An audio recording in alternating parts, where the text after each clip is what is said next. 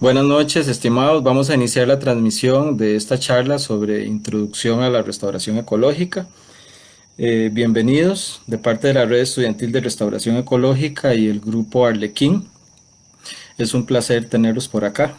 Ojalá que sea de provecho esta actividad y bueno, vamos a estar presentando durante 30 minutos conceptos básicos sobre la introducción, sobre la restauración ecológica, terminología, etapas, niveles. Eh, Posteriormente, al final, vamos a estar resolviendo algunas de las consultas o dudas si las hubiera, aunque a lo largo de la charla, si es posible, también podríamos hacer alguna que otra intervención de las consultas que la gente vaya haciendo. Espero que se escuche todo bien. Así que vamos a iniciar con esta temática el día de hoy. Como pueden observar, el sumario de actividades incluye, iniciamos con definiendo algunos conceptos clave. Como esto es algo muy breve e introductorio, no es posible presentar toda la terminología, pero vamos a ver algunos conceptos generales que son de gran importancia para poder comprender este tipo de procesos y actividades de restauración ecológica. Vamos a basarnos en una publicación reciente de la Sociedad Internacional para la Restauración Ecológica, la SER, por sus siglas en inglés, en donde se definen principios y etapas en procesos de restauración ecológica. En eso nos vamos a basar en la charla del día de hoy. Vamos a ver un par de ejemplos en donde se aplique un poquito también explicación de las etapas en las que están dichos ejemplos acá en el país. Uno de ellos es un proyecto coordinado por nosotros, por la red en Naranjo de Alajuela, y el otro es un proyecto ampliamente conocido a nivel nacional e internacional, que fue una recuperación y una restauración ecológica que se realizó a partir de los años 90 en el área de conservación Guanacaste. Vamos a culminar con literatura que se está usando para esta misma charla y para las actividades de la red estudiantil y también para recomendación para personas que les interese esta temática y quisieran buscar algún tipo de información.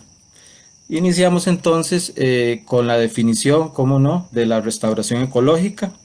La restauración ecológica se sustenta en conceptos y principios propuestos por la SER, las SER en inglés, la Sociedad para la Restauración Ecológica, una organización internacional que agrupa una gran cantidad de investigadores, universidades, organizaciones y lo que ellos llaman practitioners, que son personas que con conocimientos académicos o no aplican técnicas de restauración ecológica en el campo.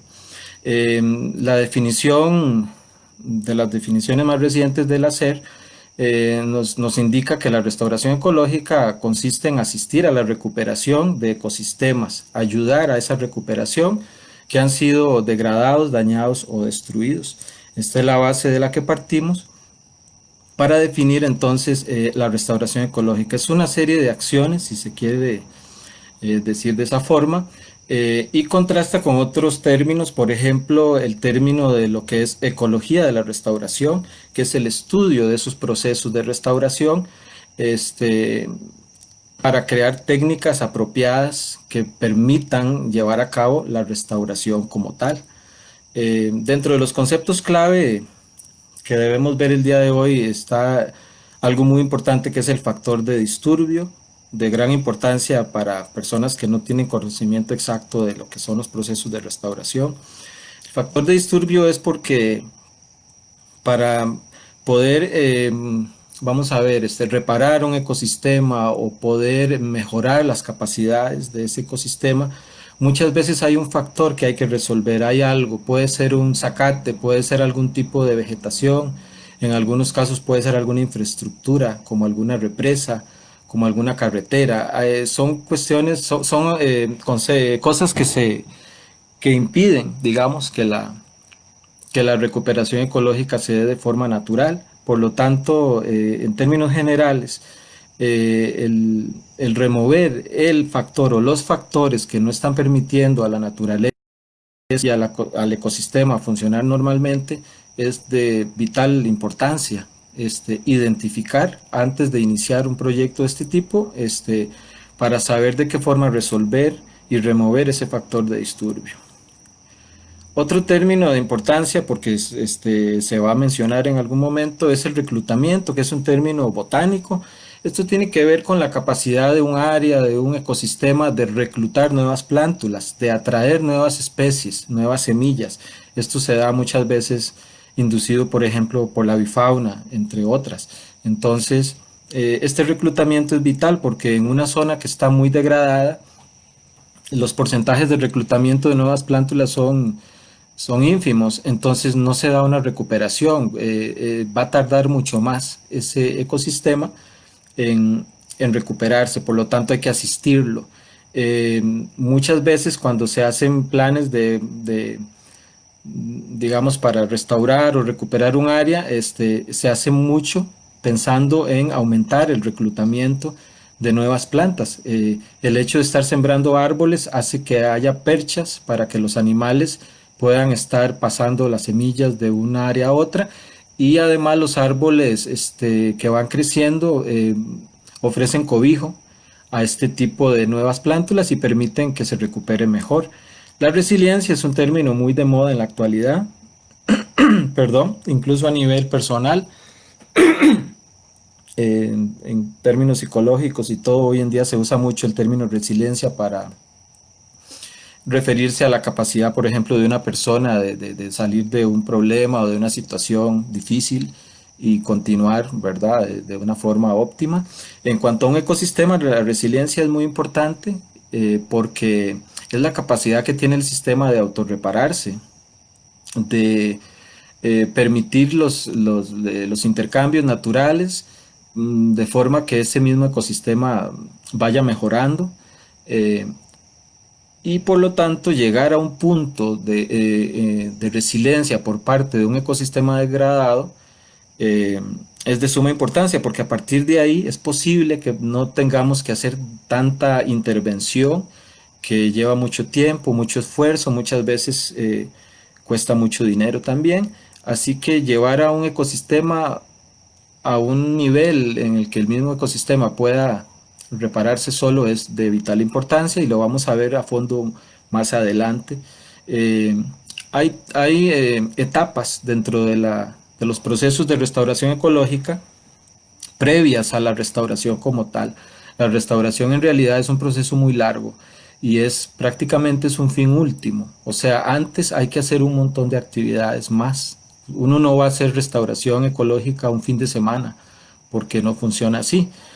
Antes hay que tomar medidas de remediación, que son intervenciones puntuales, cerrar un acceso, eh, posiblemente también remover desde el inicio algún factor de disturbio, como ya se dijo. La rehabilitación, por su parte, ya estamos hablando de técnicas ya más específicas, más aplicadas para recuperación de algún recurso específico, como el suelo, brindar alimento, refugio, mejorar la cobertura forestal, que no estamos hablando de restauración pura, pero son etapas previas de gran importancia para que se prepare el terreno para luego poder realizar algún tipo de restauración verdadera. Eh, Finalmente, es importante mencionar los servicios ecosistémicos, eh, porque la restauración ecológica influye mucho precisamente en la mejora de esos servicios ecosistémicos, y es la que muchas veces la mejora de estos servicios, eh, las mejoras de estos servicios son las que nos permiten evaluar qué tan positivo ha sido un impacto de un proceso de restauración ecológica, si realmente se está dando ese impacto o no. Eh, los servicios ecosistémicos permean en general la vida del ser humano, incluso a nivel cultural y a nivel de aprovisionamiento, como pueden observar en la imagen. En términos generales, es bastante fuerte el aporte de procesos de restauración ecológica y afines para la regulación y el sostenimiento de los ecosistemas. Desde el ciclo, regular el ciclo de nutrientes, mejorar la formación del suelo, por ejemplo. Vamos a ver un ejemplo interesante con respecto a formación de suelo en el área de conservación Guanacaste. Pero hay un montón de actividades que influyen por parte de la restauración ecológica, como regular el clima, regular el agua, los procesos de agua, la erosión, que es tan importante, la atracción y permitir, digamos, la polinización, la atracción de polinizadores, etcétera. Por lo tanto, es clave en términos generales estos servicios ecosistémicos reparados por parte de procesos de este tipo de restauración ecológica. Eh, Dos conceptos base para la restauración ecológica son la restauración activa y la restauración pasiva. Vemos que aparece nuevamente el factor de disturbio, entonces se indica que una vez eliminado el factor que causa que no se pueda recuperar el ecosistema, hay dos estrategias específicas para alcanzar la resiliencia deseada y recuperar el ecosistema. A mano izquierda podríamos ver algunos ejemplos de restauraciones activas. Eh, Son actividades específicas dentro de un proceso o un proyecto en ecosistemas difíciles, como les digo, ecosistemas más degradados. Muchas veces hay que hacer siembras, incluso tipo comercial o cuestiones así. Incluso a veces se introducen especies comerciales que ayudan a acelerar los procesos. Este, y posteriormente, pues ya se deja que el ecosistema continúe reparándose solo. En otros casos, una vez eliminado el factor de disturbio, cualquiera que sea, como en el caso derecho, que podría ser vacas pastando o herbívoros en una zona de pastizales, una vez que se ha removido la actividad, se ha podido observar en otros casos sí hay que reparar directamente por medio de restauración activa, pero en algunos otros casos basta con cerrar, dependiendo del ecosistema y de las capacidades que tenga ese ecosistema, ¿verdad? En el momento en que se ha intervenido. A veces con solo dejar cerrada un área, la misma área se empieza a recuperar, pero eventualmente puede que no sea suficiente y ahí es donde viene la restauración activa a ayudar a acelerar esos procesos. El problema es que la restauración activa suele ser más cara y requerir un planeamiento y una organización este, más amplia. La organización pasiva se ha usado mucho en Costa Rica cuando se adquiere un parque nacional y se cierra y se deja que se recupere solo. En algunos casos ha sido muy exitoso, como en zonas cercanas a Braulio Carrillo, por ejemplo, terrenos que en algún momento se adquirieron y se dejó que creciera la vegetación, es más barato. Pero en otros casos, en zonas con más problemas de crecimiento de plantas y de atracción de animales, hay que hacer actividades específicas, técnicas aplicadas para ayudar a que el ecosistema pueda repararse pronto. En el caso derecho, podemos ver que en un periodo corto, esto es en unos bosques en Colombia, se dejaron de usar estos potreros y con solo quitar las vacas, el ganado, que no dejaban porque se comían todas las plántulas que crecían por ahí, además del zacate, empezó a recuperarse solo y en un periodo bastante corto pudieron obtener algún tipo de resultado. El restaurador ecológico y las personas que trabajan en este tipo de actividades deben tener claro cuándo aplicar estas dos formas, digamos, de llevar a cabo la restauración según sea la necesidad del ecosistema. Por ejemplo, aquí vemos una típica montaña de Costa Rica, en donde podría aplicarse restauración pasiva, si eso, por ejemplo, son zonas que se desean restaurar, si son del Estado, eh, podría cerrarse y dejar crecer, pero si ya sea estudio, o sea, hay que hacer estudios previos también para ver cuál es lo que corresponde a aplicar, ¿verdad? Dependiendo del tipo de zacate, dependiendo del problema para restaurar eso por sí solo, con solo restauración pasiva, tendríamos que más bien intervenir si se ve que en un plazo dado no hay los resultados requeridos. Muchas de estas áreas de todas formas se suelen trabajar por algunas personas que trabajan en esto, usualmente con universidades o SINAC o en convenio, para hacer experimentación y ver también qué es lo más idóneo, considerando el costo económico, pero también la rapidez en la cual se debe eh, mejorar estas áreas, ¿verdad? El manejo. En otras áreas, como áreas, como podemos observar, agrícolas que están más desgastadas, es muy difícil encontrar ecosistemas de referencia eh, grandes que nos provean de toda la información genética que se requiere. Además, el suelo suele estar bastante degradado, por lo tanto hay que empezar a hacer actividades no propiamente de restauración al inicio, sino más bien de recuperación digamos, de las capacidades ecológicas de, del ecosistema. Y en el caso de lo que se está haciendo en Naranjo es un área un poco similar, ahora lo vamos a ver, en donde se sembró café durante muchos años, luego hubo sembrado pino que dejó muy degradado el suelo y ahora se está tratando de hacer, de llevar a cabo actividades que permitan mejorar esa capacidad del suelo y que vuelva a haber un suelo que pueda sustentar un ecosistema nuevamente, para lo cual se van a requerir varios años y muchas actividades anuales posiblemente. La importancia de estar por acá reunidos en torno a esta temática tiene mucho que ver con la década que empieza el próximo año 2021-2030, ya que las Naciones Unidas la han declarado de gran interés como la década de la restauración de los ecosistemas naturales. Eso va a crear grandes oportunidades para las personas interesadas en proyectos de conservación eh, que tengan que ver con restauración de ecosistemas, porque posiblemente va a haber mayor interés institucional y mayores posibilidades de apoyo. Esto es una gran oportunidad para investigadores y para personas que quieran colaborar desde en el establecimiento de viveros o de trabajos de investigación que permitan crear líneas base eh, para realmente hacer intervenciones exitosas, ¿verdad? Por lo tanto, este es, como dice la ONU, este es un momento estratégico, es un momento donde hay un gran desgaste de ecosistemas y donde se puede trabajar en esa línea porque es lo que se va a solicitar para la próxima década por parte de muchas instituciones alrededor del mundo. Esto para cumplir con los objetivos de desarrollo sostenible. Los objetivos de desarrollo sostenible son muy importantes a la hora de presentar cualquier proyecto hoy en día.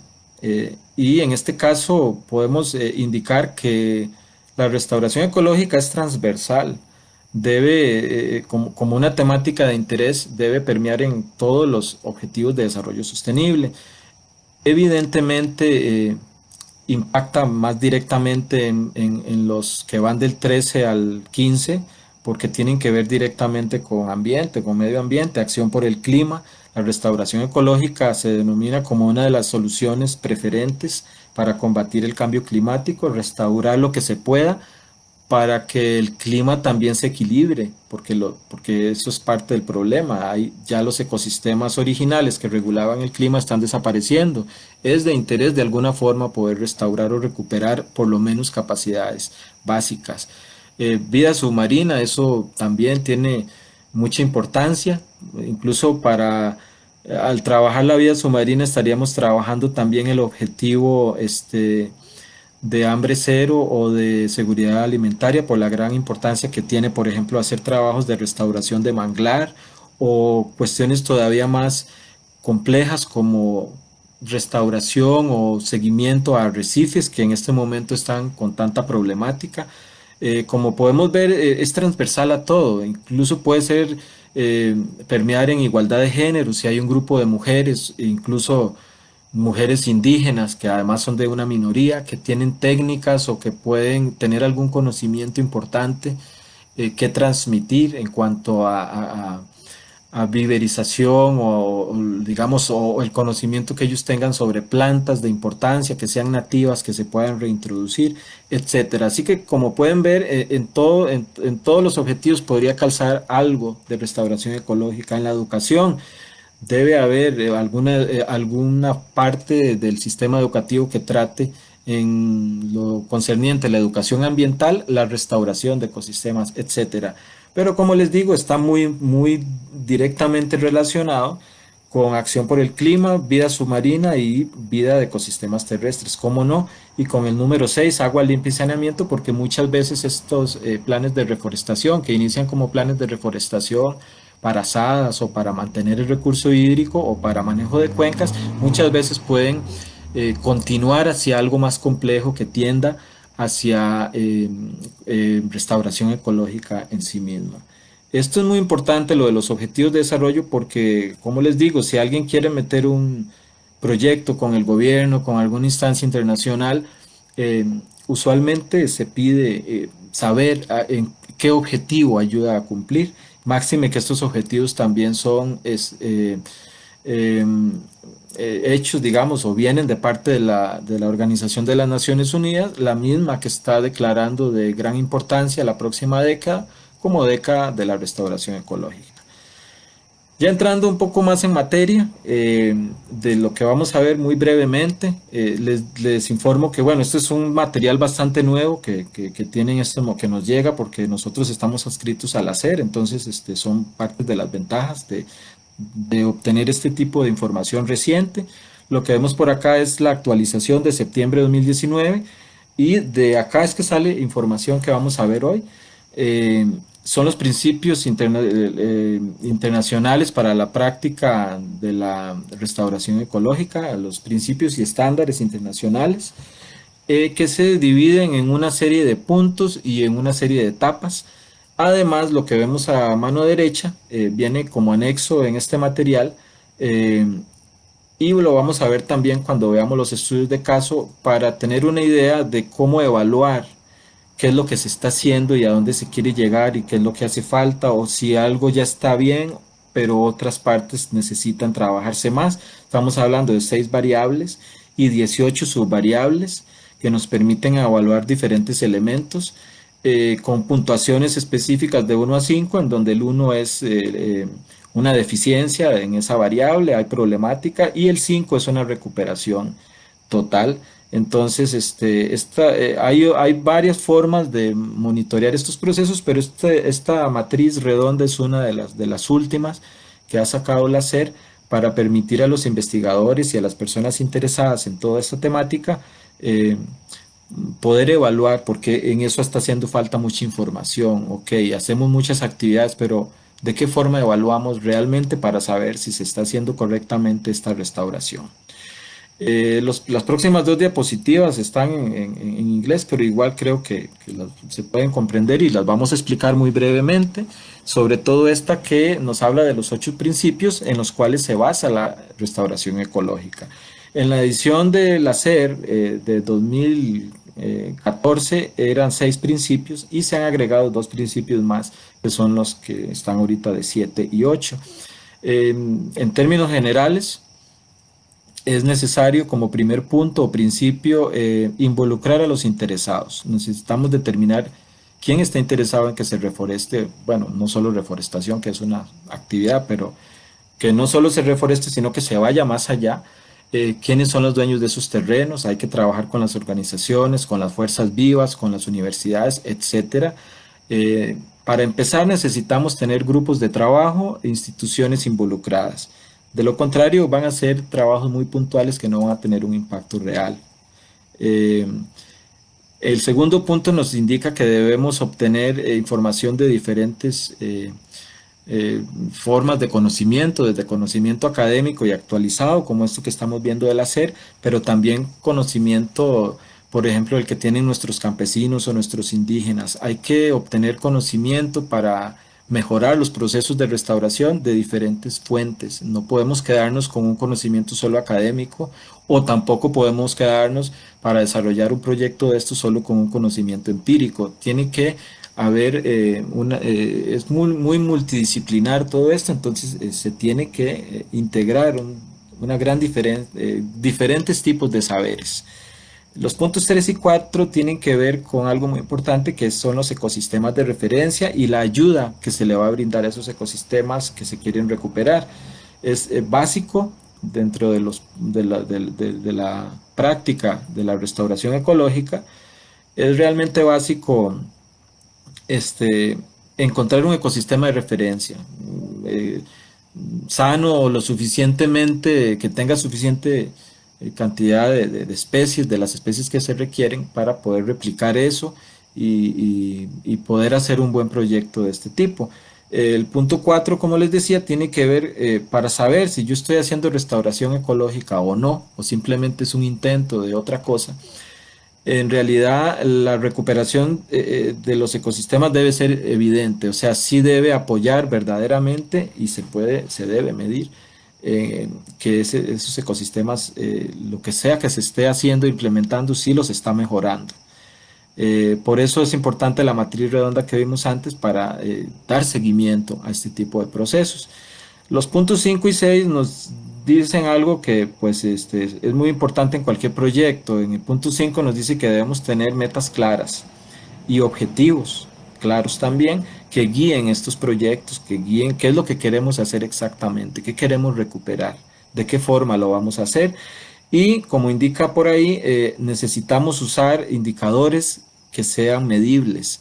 Eso es muy importante para garantizar que sí se está avanzando en la dirección correcta. La restauración ecológica, como un principio número 6, busca el mayor nivel de recuperación posible.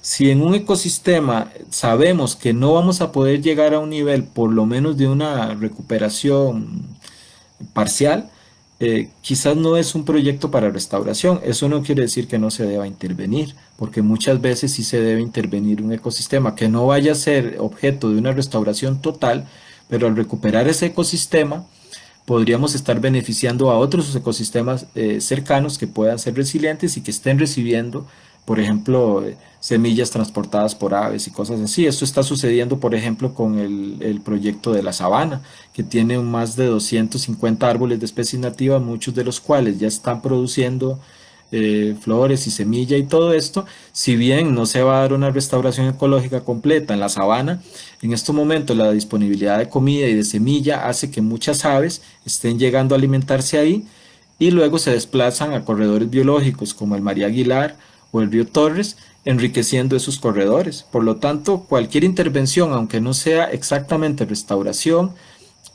cualquier intervención bien hecha, en este caso en un ecosistema urbano, sí puede llegar a beneficiar no directamente a ese ecosistema, como les digo, porque puede que no se pueda recuperar del todo, como el ejemplo de la sabana, pero sí podría mejorar las capacidades de otros ecosistemas cercanos. Los puntos 7 y 8 son de gran importancia porque nos hacen quizás aterrizar un poco más la idea de la restauración y comprender realmente qué es aplicada ya en la realidad y en el campo. El punto 7 lo que nos dice es que la restauración ecológica gana un valor acumulativo cuando se aplica a larga escala. Así que eso es otro punto importante de anotar. La restauración como tal, ya como algo deseable al futuro, debería establecerse en áreas grandes donde haya un impacto real y grande en el clima de algún lugar o algo así, ¿verdad?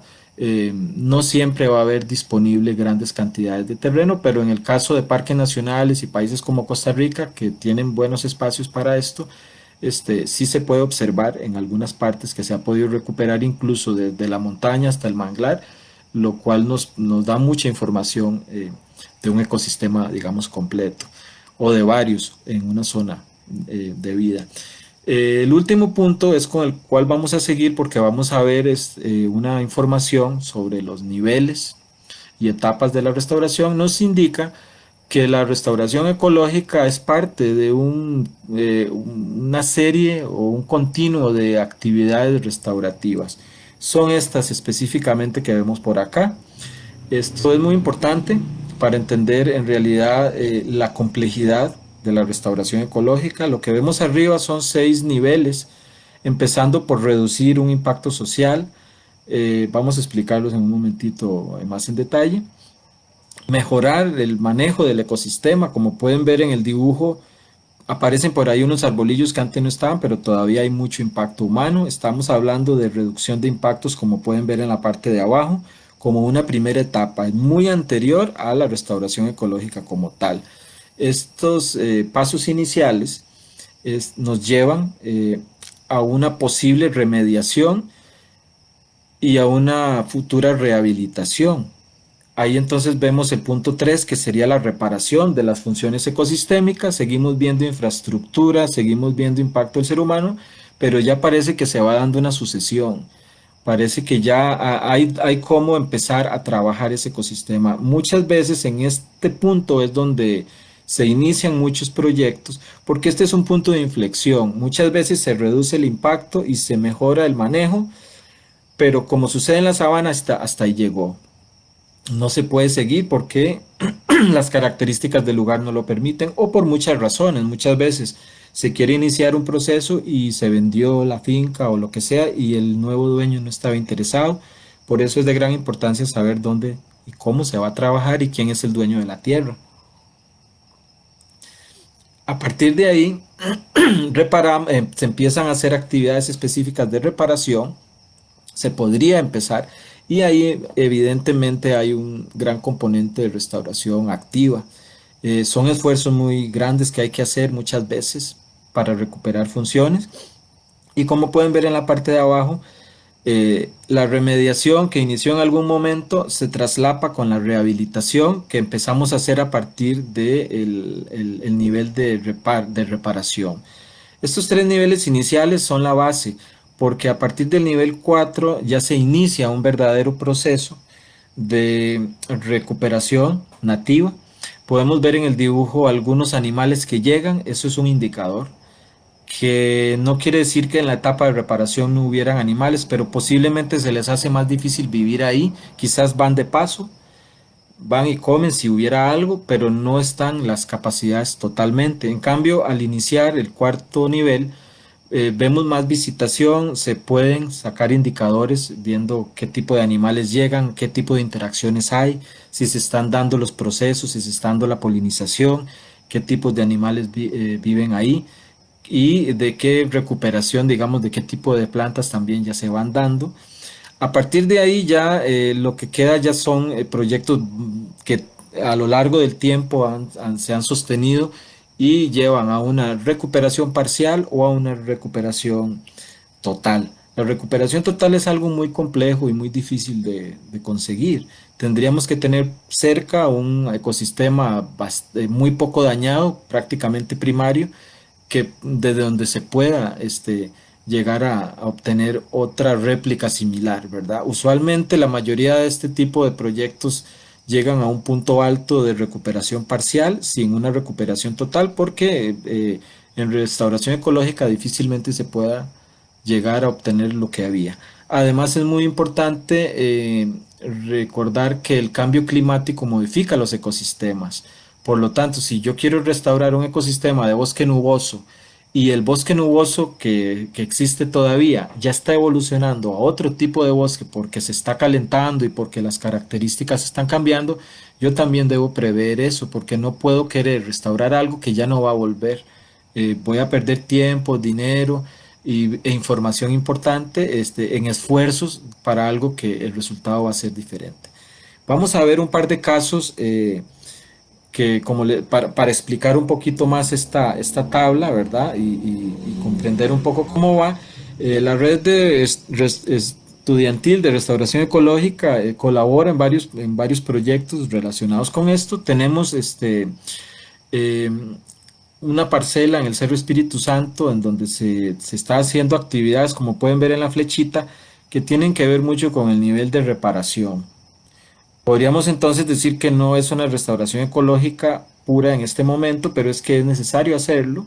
Estamos en una etapa de enriquecimiento y esa zona nos brinda la oportunidad de estudiar por medio de parcelas y además estamos aprendiendo mucho de la gente local que están utilizando ese conocimiento local del que hablábamos. En este caso son técnicas de siembra de café en suelos degradados, son suelos tipo insectisol, son suelos pobres que requieren no solo sembrar árboles, requieren sembrar árboles con carbonato de calcio, se requiere hacer curar, digamos, los abonos y todo el asunto, o sea, es algo muy complejo y muchas de las técnicas se están obteniendo de las antiguas técnicas de siembra de café. Eso es algo muy positivo, muy bonito porque los campesinos de la zona conocen muy bien su zona, han sembrado café durante siglos, durante mucho tiempo y ahora que hay que cambiar, porque ya incluso las plantaciones de café van a la baja, y en este caso hay que restaurar o recuperar zonas, pues fácilmente ellos comprenden que en esas laderas y con esos suelos pobres, esos árboles posiblemente van a requerir algún tipo de tratamiento similar al que se le da al café y les ha ido muy bien. Nosotros aportamos nuestra parte también, no somos los únicos que estamos trabajando ahí, es una asociación Amigos del Cerro Espíritu Santo quienes están en coordinación con diferentes actores, entre ellos nosotros de la Universidad Estatal a Distancia, por medio del Centro Universitario de Palmares y de la red. Y en este caso, pues nosotros, como les puedo indicar, nos encontramos en una etapa intermedia en donde se están haciendo grandes esfuerzos para mejorar el ecosistema. Al fondo pueden ver el ecosistema de referencia, que también nos va a permitir de ahí tomar mucho material. Pero ese ecosistema no avanza de la forma que se desea, sobre todo porque la zona ha estado muy degradada en los últimos años, se está dando una problemática fuerte de incendios forestales. Entonces hay que lidiar con un montón de cosas. Nosotros necesitamos, por ejemplo, los árboles también hay que darles mucho mantenimiento a lo largo de todo el año. Es un trabajo, no es ir a sembrar un arbolillo y ya. Es un trabajo muy exhaustivo porque en invierno el zacate crece mucho y ahoga los árboles, hay que irlo a limpiar. En el verano el zacate se seca y se causan incendios que matan los árboles.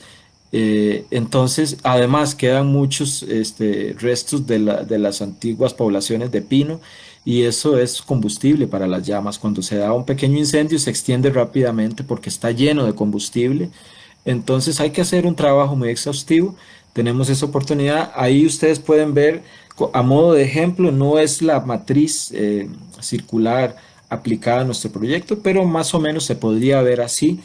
O sea que en algunas cosas se tiene avance, pero en algunas no. Estamos en un punto intermedio. Ahora vamos a ver uno de los casos más interesantes a nivel nacional e internacional. Un estudio de caso que incluso se ha puesto en las noticias. Lo mismo, la matriz la estoy usando del material del hacer solo con fines ilustrativos. No hemos hecho una evaluación con base en esta matriz, pero eh, es para comprender un poco cómo funciona esto del continuo de actividades y de qué forma aplicar la matriz. Eh, en el nivel en que se encuentra esta zona de Guanacaste, cercana al volcán Orosi, que fue intervenida por Daniel Jansen de la Universidad de Pensilvania hace más de 20 años, posiblemente algunos de ustedes se hayan enterado de este proyecto, posiblemente otros no. Esto fue muy mediático en su momento porque hubo de por medio incluso demandas legales.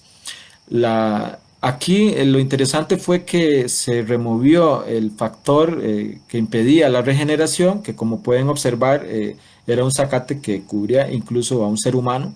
Era muy complejo y es una zona remota, entonces no era tan fácil de ir a hacer intervenciones. En algún momento el MINAE junto con la Universidad de Pensilvania establecieron junto con la empresa del oro, que tenía plantas cerca de producción de naranja, usar toda esa producción sobrante para recuperación de suelo. Desgraciadamente la empresa rival Ticofrut junto con algunas fuerzas vivas de la comunidad de Bagaces eh, impidieron que se siguiera practicando eso, acusaron de daño ambiental. Eso es muy interesante y muy importante de tomar en cuenta cuando se trabajan procesos de restauración. Puede haber actores que no estén interesados y que más bien se opongan a ese tipo de intervenciones. A esta gente se les acusó incluso de daño ambiental y sin embargo, a pesar de todo, salieron airosos porque muy poco tiempo después toda esa naranja que fue depositada ahí, que no fue solo en esa zona, fue bastante terreno cerca de ahí, unos cuantos meses después todo eso ya había sido degradado por hongos, por larvas, había empezado un proceso natural y a los pocos meses ya había un suelo riquísimo disponible y que a la vez había eliminado el factor de disturbio y empezó muy rápidamente un proceso de recuperación que en este momento, pues a mí me parece que debe estar en una fase, si no de recuperación total, no tengo la información reciente de la zona, pero definitivamente se encuentra en una fase de recuperación parcial muy, pero muy avanzada. De hecho, podemos ver acá Otra imagen de las áreas que se llenaron de naranja. Obviamente eso seguro que sí desató un montón de insectos y todo, pero eso es parte también de la naturaleza. Era una zona alejada también de centros de población. Ahí podemos ver, si no me equivoco, un cara a cara buscando, y no creo que sea cáscaras de naranja, posiblemente hay suficiente alimento, gusanos o bichillos que llegaron a la naranja y permitió que esa y otras aves pudieran también alimentarse y llegar por ahí cerca a colaborar con todos los procesos ecológicos. Esto es un caso bastante interesante, y hay disponibles bastante información en internet por si a alguno le interesa. No sé si es visitable en este momento, pero son zonas cercanas al volcán Orosí, al norte del país, que en mucha literatura de restauración ecológica se menciona como un caso sumamente exitoso. Unos 6 7 años después ya el ecosistema estaba de esta forma, y en la actualidad pues ya hay un bosque desarrollado. Como podemos ver entonces, este continuo de actividades nos permite mejorar la biodiversidad y obtener mayores servicios ecosistémicos. Eh, Recapitulando, en 4 etapas definidas por la SER. Primero, con una reducción de impacto que influye mucho en los dos primeros niveles de este continuum. La remediación a un nivel mediano, a un nivel medio, eh, y a partir de ese nivel medio, cuando empezamos procesos de reparación, estaríamos hablando de una fase de rehabilitación que prepara el terreno para el cuarto nivel. Ah, sí, vamos a ver. Em, Se le fue el internet. Bueno, no sé si tengo internet. Deme un momentito. Cristal, tengo internet. Se está escuchando la transmisión, disculpe.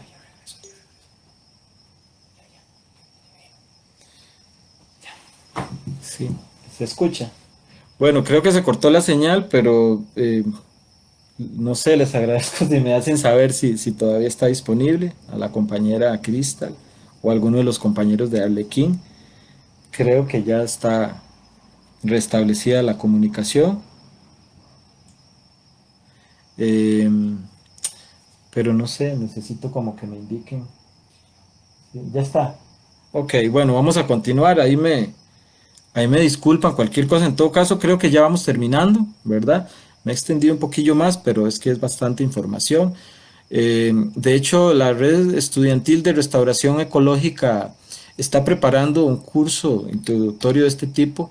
eh, Tipo extensión para personas que no necesariamente son especialistas, pero les interesa, ¿verdad? O para personas que sí estén en proyectos de este tipo que les interese profundizar más en lo que estamos viendo actualmente, ¿verdad? Eh, Concluyendo y retomando un poco entonces lo que hemos visto, podríamos indicar que la práctica de la restauración ecológica se basa en la escogencia de ecosistemas de referencia apropiados, tomando en consideración, como ya lo mencionamos, factores como el cambio climático, porque los ecosistemas van evolucionando también y no podemos apegarnos a un modelo de ecosistema que quizá ya no volverá. Eso es muy importante de estudiar y entender. Eh, También podemos indicar que es de gran importancia contar con metas y objetivos claros, eso para cualquier proyecto prácticamente, ¿verdad? Eh, la mejor forma de obtener resultados visibles y ayudar a aumentar la resiliencia consiste en ayudar al ecosistema en las etapas iniciales.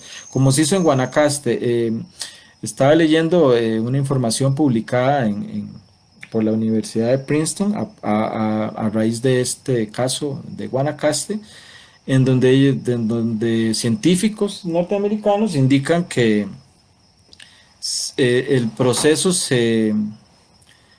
vamos a ver, el proceso de la restauración y de la recuperación avanzó en 50 años, o sea, lo que se hizo en ese momento con la naranja y todo esto, todo lo que sucedió, aumentó las capacidades de ese ecosistema para recuperarse en un periodo de unos 15 a 20 años, cosa que le hubiera tomado unos 50 años más o menos hacer. Entonces ahí es donde vemos actividades específicas de restauración activa que son fundamentales para ayudar a este tipo de ecosistema que se encontraba sumamente degradado con zacates que no permitían crecer nada por ahí.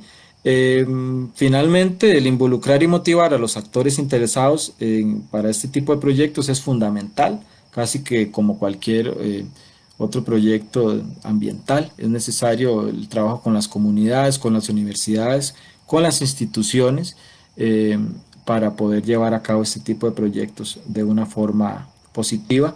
Y para terminar, tenemos fuentes que usamos tanto en la red como, bueno, personalmente para hacer esta presentación, que les quiero recomendar en el caso de que alguno desee indagar más sobre esto. La UICN tiene muy buen material. La restauración funcional del paisaje rural es otra de las áreas de la restauración ecológica. Como les digo, no siempre vamos a disponer de un parque nacional para restaurarlo hasta el último nivel.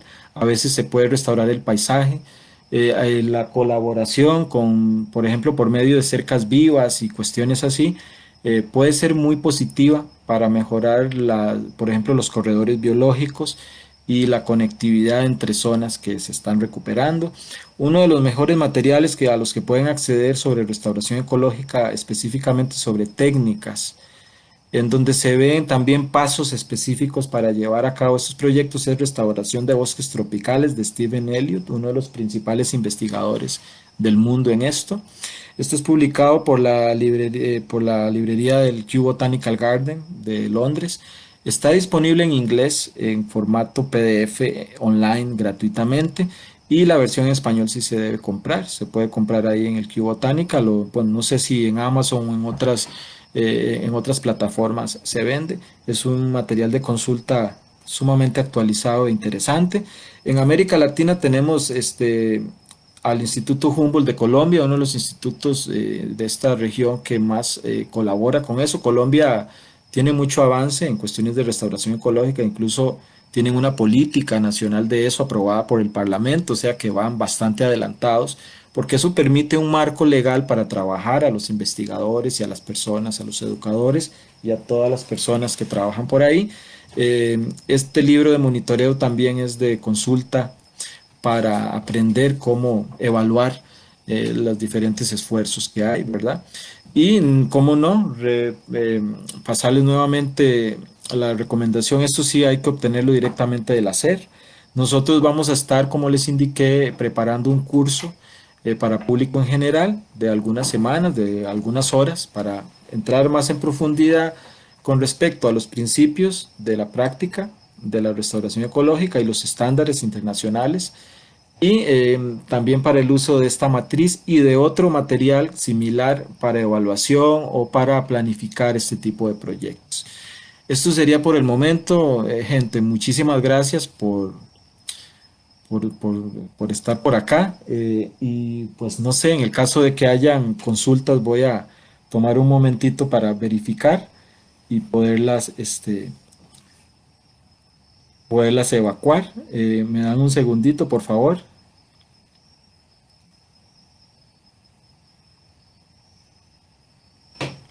Y me indican los compañeros de Arlequín que la charla de la próxima semana va a ser Fungi, el reino olvidado. Así que buenísimo, ¿verdad? Que ustedes pudieran. Ajá. Bueno, aquí tengo un ayudante por acá que me está pasando algunas preguntas, entonces déjeme ver, a ver. Me pregunta por ahí Fiorella Durán si podría dar más ejemplos sobre técnicas de restauración de suelos en el trópico. Fiorella, saludos. Como le digo, esto es apenas un introductorio. Nosotros, pues yo le puedo mandar información también, si gusta me escribe, porque es algo bastante complejo. Técnicas de restauración de suelos. Quise presentar ese ejemplo de las naranjas porque es bastante particular, pero la restauración de suelos, yo en lo personal creo que es necesario generar algún tipo de saber manejar la materia orgánica que hay en los mismos ecosistemas y que no salga del ecosistema. Muchas veces la gente incluso quema. y dice, le llama basura a un poco a un árbol caído y más bien eso brinda refugio, eso mismo se va descomponiendo. Así que más que técnicas específicas, yo en este momento le podría pues informar de que hay que cambiar actitudes con respecto al suelo, porque el suelo es un gran desconocido quizás pues, después yo le puedo pasar específicas técnicas, porque necesito también explorar un poco para poderle mandar quizá las más apropiadas por el momento. Eh, ¿Alguna? Sí, ok. Luis Gerardo, esta. Los comentarios. Sí. Eh, Herramientas de manejo del paisaje. Yo en este momento, como les digo, no dispongo de toda esa información, pero sí les puedo, digamos, pasar alguna información al que le interesara.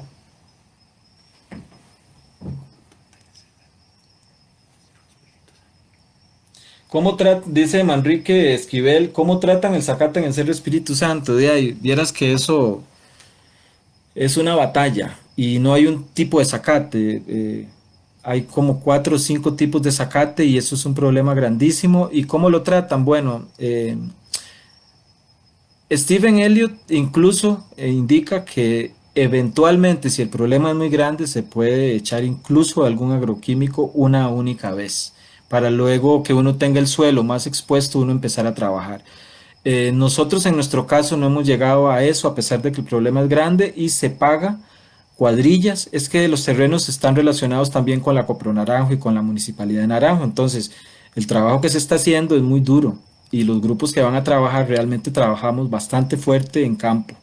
Es un trabajo bastante exhaustivo. Entonces, eventualmente es tan abrumador que sí se ha pedido ayuda. Este año en el terreno o en la partecita de nosotros nos ayudó la misma Copro Naranjo pagándole a unos peones para que lo dejen, digamos, para que lo dejen al ras y las cepas más grandes, cuando hay la oportunidad, subimos a quitarlas para que se sequen. Y no solo porque no dejan crecer los árboles, sino porque luego se secan demasiado y son muy grandes en verano o en la época seca de Costa Rica y eso es lo que más incendios causa. Así que el tratamiento de los pastos ahí eh, realmente nosotros estamos en una fase inicial, tenemos como un año de estar ahí. Ya hemos visto la situación y sabemos que se tiene que combatir y no basta con una sola chapia. Entonces se hacen más o menos unas dos chapias al año y por el momento pues nuestra urgencia es eh, apurar los procesos. eh, Nosotros estamos dando, por ejemplo, musáceas también, como guineo y como banano y todo eso, mientras disponemos de musáceas nativas que podamos sustituir, pero básicamente el guineo y todas esas, el banano, dan mucho de comer a las aves y humidifican mucho la tierra, eso también, y da mucha sombra que hace desaparecer estos pastos.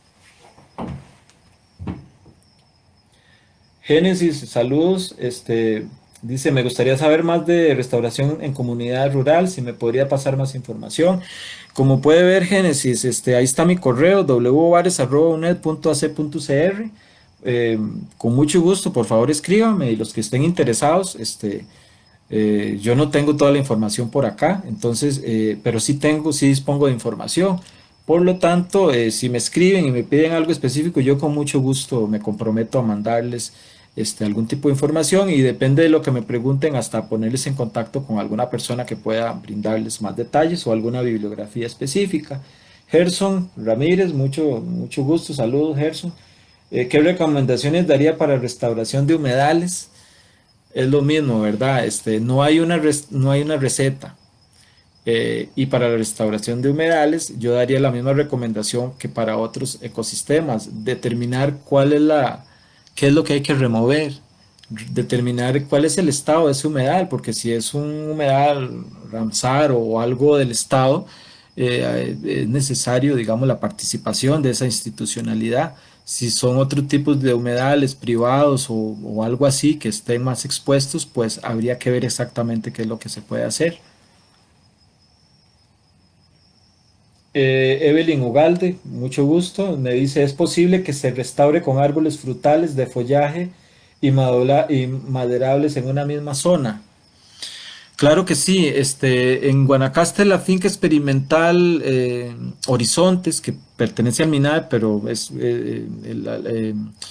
manejada por una fundación, ellos tienen cierta independencia, ellos precisamente experimentan de esas formas. También hay otra gente que generalmente con especies nativas.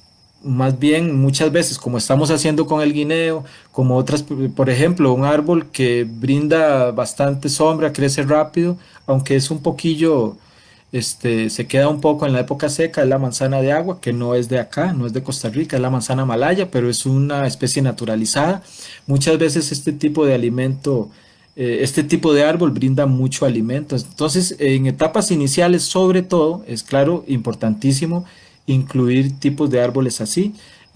Nosotros trabajamos muy de lleno con especies nativas porque ese es nuestro tema, pero nosotros comprendemos también que a veces hay necesidades, incluso alimentarias, y sí se puede. Entonces eso va a depender también del nivel en el que estemos interviniendo. Es posible que ya a un nivel final, en donde ya hay una restauración casi hecha, no sea bueno ni lógico meter especies frutales, digamos como la naranja o algo así que no son de ahí. Además, difícilmente van a sobrevivir en un bosque más desarrollado, pero en etapas iniciales o en paisaje rural, yo creo que es bastante válido y sí se hace, de hecho. Leslie Soto, mucho gusto, Leslie. ¿Cómo puede aplicarse la restauración a sitios de concesión forestal? Bueno, en el caso de Costa Rica, que tenemos el pago por servicios forestales, que si es eso a lo que se refiere, pues eso, volvemos al tema de quién es el que tiene la tierra. Si el terreno de vocación forestal si lo está reforestando el Estado o un propietario que le interesa seguir a lo largo del tiempo en eso, genial, ahí se puede desarrollar un montón de cosas. Si lo que tenemos es un bosque manejado, por ejemplo, de jaúl, y pues a los 15 años se corta y ya el dueño no quiere, va a ser muy complicado. A veces es muy duro ver cómo algo que está por pago de servicios ambientales, que además de producir la madera que el dueño quiere, ha producido un sotobosque de valor y luego cuando se corta la madera se corta todo. Son cosas que suceden, así que con respecto a la vocación forestal, yo creo que va a depender mucho de un terreno, va a depender mucho quién es el dueño de ese terreno y el interés que tenga. Y si hay algún proyecto de conservación, aplicar el principio número uno, que es involucrar a esos interesados. Si no hay interés, va a ser imposible desarrollar un proyecto ahí. Eh, bueno, no sé si hay alguna otra, si no, estaríamos terminando la transmisión. Les agradezco muchísimo. Voy a revisar si queda alguna por ahí rezagada, pero de verdad que les agradezco mucho por su atención. Es un placer estar por acá. Le agradezco mucho al grupo Arlequín, a las compañeras Xiomara y Crystal, que además forman parte de la red estudiantil de restauración ecológica. Es realmente muy motivante poder hacer este tipo de actividad ahora que estamos en épocas de confinamiento y estamos a la orden. Un momentito para revisar por última vez el chat.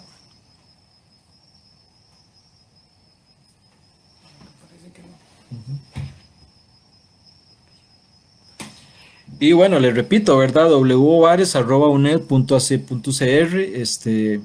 Yo les puedo pasar ahí algún contacto o alguna, puedo- perdone, un segundo. Ok. Muchísimas gracias. Quiero terminar mencionando algunos lugares donde puedo ver que hay conexión a esta actividad. Muchas gracias a los compañeros que se están conectando desde Guanacaste, desde Bijagua, que es de Upala, ¿no? Moravia, San José, Liberia, en Guanacaste, Naranjo, en Cañuelas de Naranjo, Alajuela Centro, y vemos que tenemos visitantes acá, por acá de México, Guatemala, Argentina y Colombia. Muchísimas gracias por estar por acá y ojalá que podamos más bien seguir haciendo actividades de este tipo. Ha sido un placer y pues yo creo que entonces nos vamos a desconectar a partir de este momento. Quedan invitados entonces para la charla de Fungi, que es la próxima semana, con los compañeros de Arlequín. Perdón un segundo. Sí.